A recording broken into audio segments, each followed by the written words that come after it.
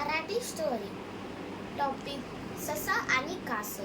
ससा आणि कासव एक दोघे मित्र आहेत. एकदी या दोघांमध्ये दारू शर्यत लागली. ससा टुरटुर उड्या मारत पुढे जात होते. कासव हळूहळू चालत होते.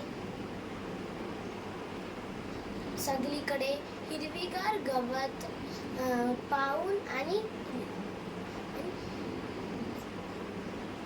सशाला भूक लागली. त्याने हिरवीगार गवत खाऊ आणि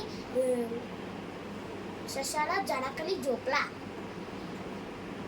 कासव मात्र हळूहळू पुढे जात होते. वाटेत कुठे थांबे नाही. शेवटी तळ्याला जागी ती पाहुणचले. थोड्या वेळात सशाला जाग आली. बघू तर काय, कासव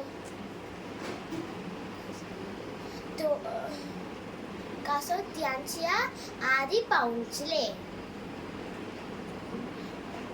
अशा प्रकारे सशाला